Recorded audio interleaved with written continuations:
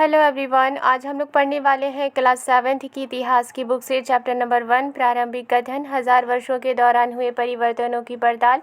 इस चैप्टर के important notes को मैंने हाईलाइट कर दिया है। आप चाहें तो आप अपनी बुक में भी हाईलाइट कर सकते हैं। तो चलिए शुरू करते हैं आज की क्लास। इस चैप्टर में हम पढ़ने वाले हैं प्रारंभिक कथन यानी कि शुरुआती बात। किसके बारे में हम इस चैप्टर में पढ़ने वाले हैं? हम पढ़ने वाले हैं 1000 वर्षों के दौरान हुए परिवर्तनों की पड़ताल यानी कि 700 से लेकर 1750 तक के बीच में जितने भी परिवर्तन हुए हैं, जितने बदलाव हुए हैं, उनके बारे में इस चैप्टर में पढ़ने वाले हैं। यहाँ पर आप सबसे पहले एक नक्शा देख रहे हैं और यहाँ पर आप दूसरा नक्शा देख रहे हैं। ये दोनों नक्शा ही भारतीय उपमहाद्वीप के हैं। जो पहला नक्शा है उसे बनाया है अल इदरीसी ने और ये दूसरा जो नक्शा है उसे बनाया है एक फ्रांसीसी मानचित्रकार ने। तो यहाँ पर इस नक्शे को जब आप ऑब्जर्व करते हैं तो आप ये देखते हैं कि इसमें भारतीय उपमहाद्वीप को उल्टा दर्शाया गया है। मीन्स कि यहाँ पर आप देख सकते हैं कि ये श्रीलंका है और श्रीलंका को नॉर्थ की तरफ दर्शाया गया है, लेकिन श्रीलंका किस दिशा में होता है? श्रीलंका साउथ की दिशा में है। इसी वजह से ये जो मानचित्र है जस्ट उल्टा है। और दूसरा है कि इसमें जितने भी जगहों के नाम हैं वो अरबी में लिखे गए हैं। तो यहाँ पर मानचित्र 1 के बारे में लिखा है 12वीं सदी के भूगोलवेत्ता अल इदरीसी का बनाया हुआ दुनिया के नक्शे का एक हिस्सा जिसमें भारतीय उपमहाद्वीप को भूमि से समुद्र तक दिखाया गया है। ये जो मानचित्र 1 आप यहाँ देख रहे हैं उसे किसने बनाया था? उसे 12वीं सदी के एक भूगोलवेत्ता ने बनाया था। भूगोलवेत्ता किसे कहा जाता है? जो पृथ्वी के घटनाओं का स्टडी करता है और पृथ्वी के साथ साथ मनुष्य का किस तरह से संबंध है, समाज किस तरह से संबंधित है पृथ्वी से, इसकी घटनाओं का जो स्टडी करता है उसे भूगोलवेत्ता कहा जाता है। तो 12वीं सदी के एक भूगोलवेत्ता थे जिनका नाम था अल इदरीसी। उन्होंने ही एक दुनिया का नक्शा बनाया था। उसी दुनिया के नक्शे में से उन्होंने भारतीय उपमहाद्वीप को भी दर्शाया था और उस भारतीय उपमहाद्वीप को जिस नक्शे में जिस जगह उन्होंने दर्शाया था उसका एक हिस्सा यहाँ पर दिया गया है। और इस नक्शे में क्या दर्शाया गया है? भारतीय उपमहाद्वीप को भूमि से समुद्र तक दिखाया गया है। यहाँ पर आप देख सकते हैं कि ये भूमि है और ये क्या है? ये समुद्र है। और यहाँ पर जो आप देख रहे हैं ये श्रीलंका है। इस नक्शे की एक बात ये है कि इस नक्शे को उल्टा दर्शाया गया है। मीन्स नॉर्थ को साउथ दर्शाया गया है और साउथ को नॉर्थ दर्शाया गया है। यहाँ लिखा है मानचित्र एक अरब भूगोलवेत्ता ने बनाया था जिनका नाम था अल इदरीसी। उन्होंने इस नक्शे को बनाया था 1154 में। उन्होंने पूरी दुनिया का नक्शा बनाया था। पूरी दुनिया के नक्शे में से भारतीय उपमहाद्वीप को भी उन्होंने दर्शाया है और उसी नक्शे का एक हिस्सा यहाँ पर आप देख सकते हैं। ये जो नक्शा यहाँ दिया गया है उन्होंने दुनिया के बड़े मानचित्र का एक हिस्सा दर्शाया है। मीन्स कि उन्होंने जो दुनिया का नक्शा बनाया था उसी दुनिया के नक्शे का एक हिस्सा यहाँ दर्शाया गया है। और ये जो नक्शा है वो किसे दर्शाता है? ये नक्शा भारतीय उपमहाद्वीप को दर्शाता है। मानचित्र 2 को जब आप ऑब्जर्व करेंगे तो ये कुछ जाना पहचाना सा मानचित्र हमें लगता है, क्योंकि इसी तरह का मानचित्र आज हम यूज़ करते हैं। थोड़ा बहुत बदलाव हुआ है मानचित्र में, लेकिन हम इसी तरह के मानचित्र को यूज़ करते हैं। मानचित्र 2 जो है वो एक फ्रांसीसी मानचित्रकार ने बनाया था और उन्होंने 1720 ईस्वी में बनाया था। मानचित्रकार किसे कहते हैं? यहाँ लिखा है जो व्यक्ति, जो इंसान मानचित्र यानी कि नक्शा बनाता है उसे मानचित्रकार कहा जाता है। दोनों नक्शा यानी मानचित्र 1 और मानचित्र 2 दोनों ही एक ही इलाके के हैं। किसके हैं? भारतीय उपमहाद्वीप के हैं, लेकिन उनमें काफ़ी अंतर है, काफ़ी डिफरेंसेस हैं। अल इदरीसी के नक्शे में दक्षिण भारत जहाँ पर है वहाँ हम आज उत्तर भारत देखते हैं। मीन्स कि अल इदरीसी ने क्या किया था? दक्षिण भारत की जगह उन्होंने उत्तर भारत दर्शाया था, यानी कि नॉर्थ को साउथ और साउथ को नॉर्थ उन्होंने दर्शाया। और श्रीलंका का द्वीप ऊपर की तरफ है। यहाँ पर आप देख सकते हैं कि ये जो श्रीलंका है ये ऊपर की तरफ है और इसमें जगहों के नाम अरबी में दिए गए हैं। जब आप उन जगहों के नाम को पढ़ेंगे तो आपको उनमें कुछ नाम जाने पहचाने से भी लगेंगे। जैसे कि उत्तर प्रदेश का जो कन्नौज है उसे आप जान सकते हैं। मानचित्र 2 को जब आप ऑब्ज़र्व करेंगे तो आप देखेंगे कि वो भारतीय उपमहाद्वीप का ही है, लेकिन वो थोड़ा अलग है। मीन्स कि अल इदरीसी का जो नक्शा था उस नक्शे के मुकाबले में जो मानचित्र 2 है वो नॉर्थ को नॉर्थ दर्शाया गया है और मानचित्र 2 में साउथ को साउथ दर्शाया गया है। मानचित्र 2 पहले मानचित्र के बनने के लगभग, यानी कि जो अल इदरीसी ने पहला नक्शा बनाया था 1154 में, उसके 600 साल बाद मानचित्र 2 बनाया गया, नक्शा बनाया गया। लेकिन ये बात है कि दुनिया का नक्शा सबसे पहले किसने बनाया था? अरब भूगोलवेत्ता अल इदरीसी ने। उन्होंने दुनिया का सबसे पहला नक्शा बनाया था। भले ही उन्होंने नॉर्थ को साउथ बताया, साउथ को नॉर्थ बताया था, अपने नक्शे में दर्शाया था, लेकिन दुनिया का सबसे पहला नक्शा किसने बनाया? अल इदरीसी ने बनाया। एक क्वेश्चन ये बनता है कि अल इदरीसी ने नॉर्थ को साउथ क्यों दर्शाया और साउथ को नॉर्थ क्यों दर्शाया? क्योंकि उस वक्त इतनी ज़्यादा इंफॉर्मेशन अवेलेबल नहीं थी, सूचनाएं अवेलेबल नहीं थी। अल इदरीसी का जो बनाया हुआ नक्शा है उसके 600 साल के बाद फ्रांसीसी मानचित्रकार ने नक्शा बनाया है। और ये जो 600 साल का डिफरेंस है, ये जो 600 साल के बीच का वक्त है, उस वक्त में उपमहाद्वीप के बारे में, यानी कि भारतीय उपमहाद्वीप के बारे में काफ़ी इन्फॉर्मेशन बदल गई थी।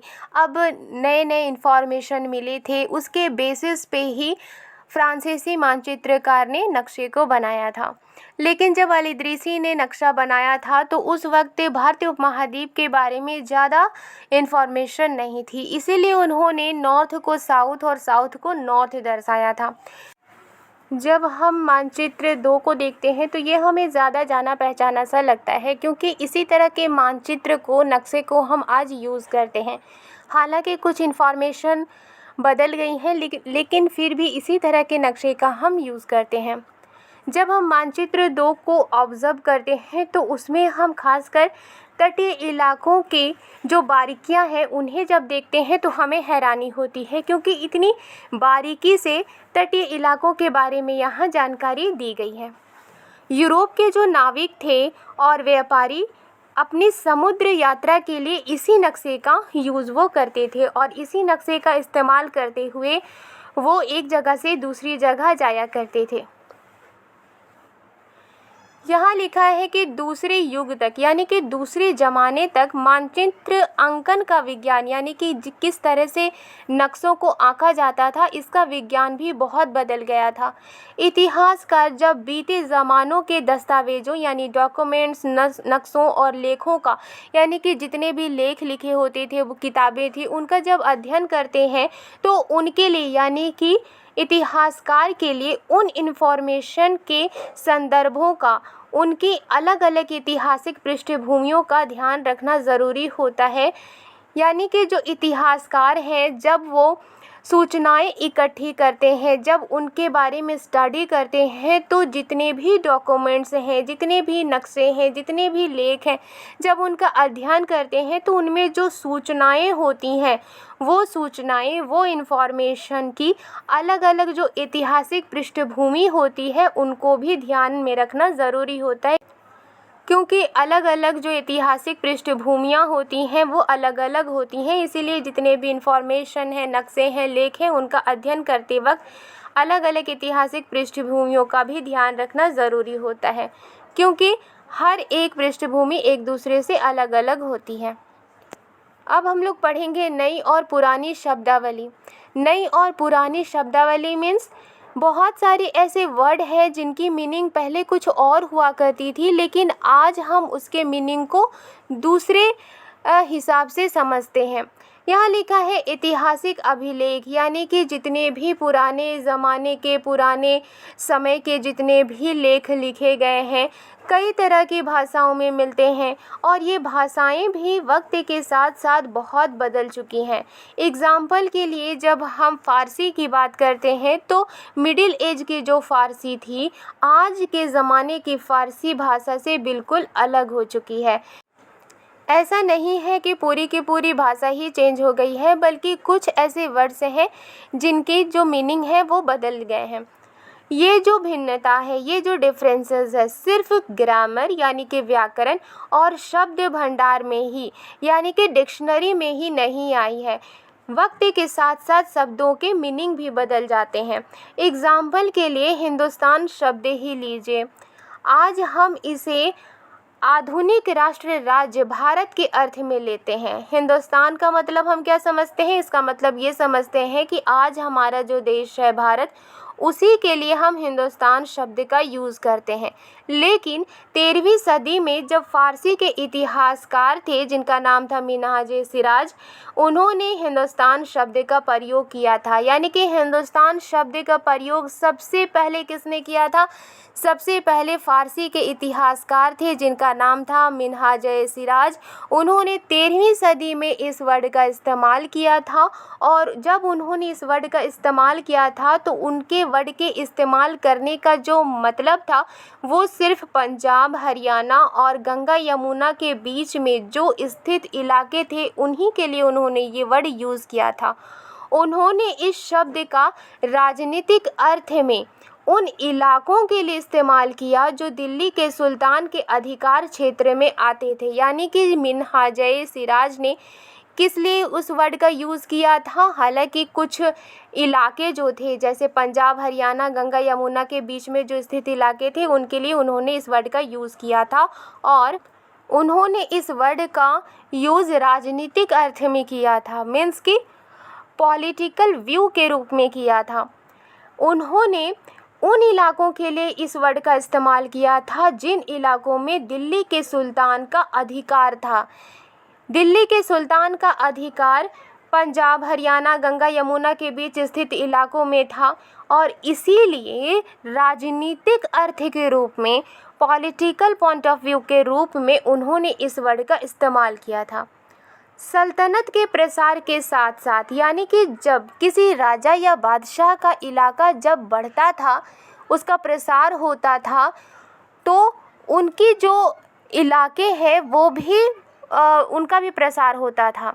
और इस तरह से राजा और महाराजा, बादशाह क्यों अपने इलाकों का प्रसार करते थे? क्योंकि जिस राजा बादशाह के पास जितना इलाका होता था वो उतना ही शक्तिशाली माना जाता था। इसी वजह से हर एक राजा, हर एक बादशाह अपने इलाके का विस्तार करना चाहता था ताकि वो सबसे ज़्यादा पावरफुल हो सके।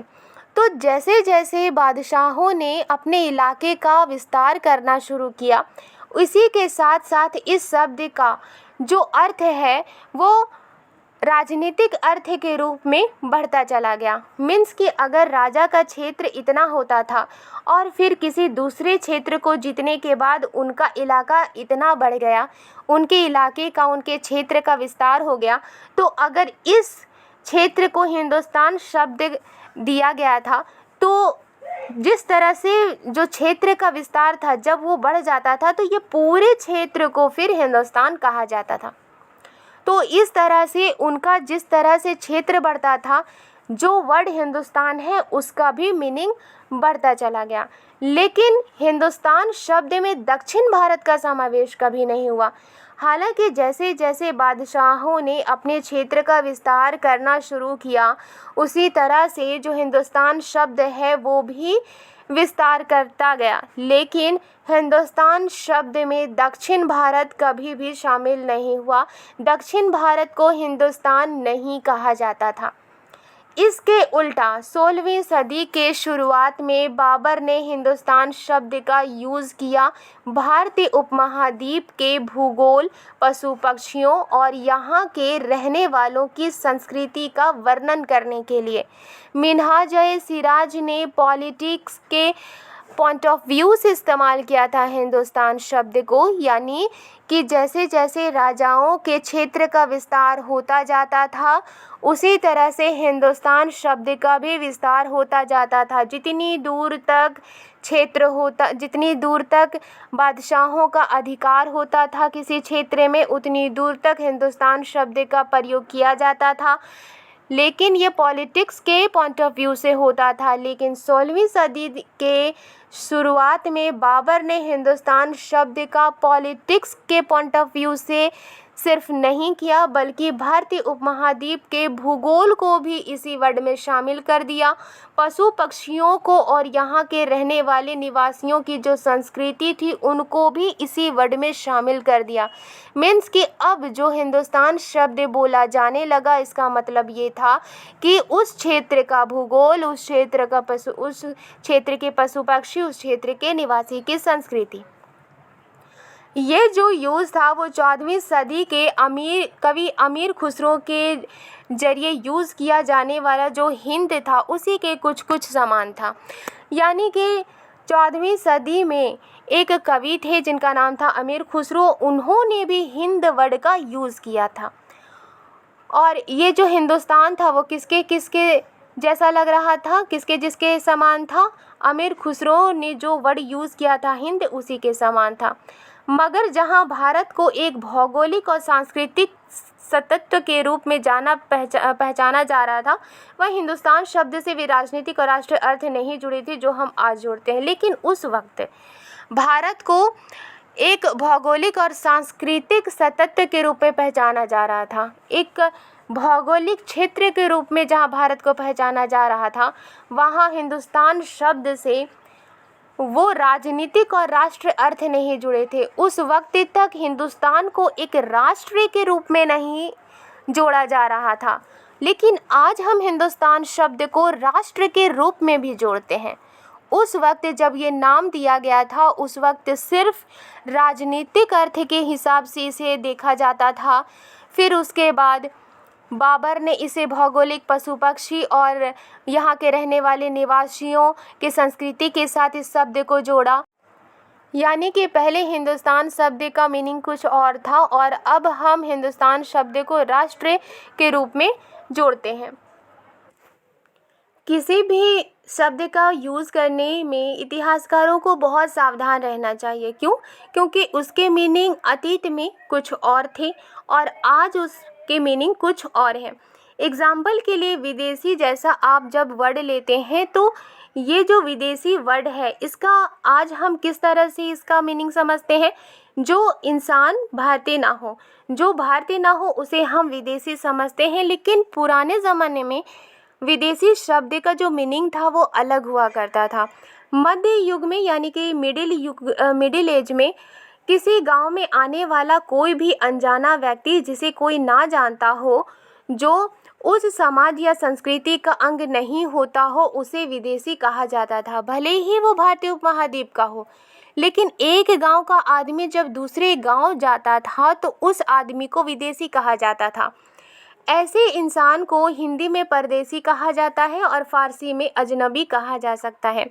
इसीलिए किसी नगरवासी के लिए यानी कि कोई भी नगरवासी के लिए वनवासी विदेशी होता था। यानी कि कोई शहर में रहने वाला अगर कोई है और उसके नगर में अगर कोई बाहर का रहने वाला आ जाता है, कोई वनवासी आ जाता है, जैसे कि कोई प्रकृति से जुड़ा हुआ है, कोई अगर जंगलों में रहने वाला है, तो वो जब नगर में आता था, गांव का रहने वाला जब नगर आता था तो वो नगरवासियों के लिए विदेशी होता था। लेकिन एक ही गांव में रहने वाले अगर दो किसान हैं तो वो एक दूसरे के लिए विदेशी नहीं है। भले ही उनका धर्म अलग हो, भले ही उनकी जाति परंपरा अलग हो, लेकिन फिर भी वो एक दूसरे से अलग नहीं होते थे, एक दूसरे के लिए विदेशी नहीं होते थे। क्यों?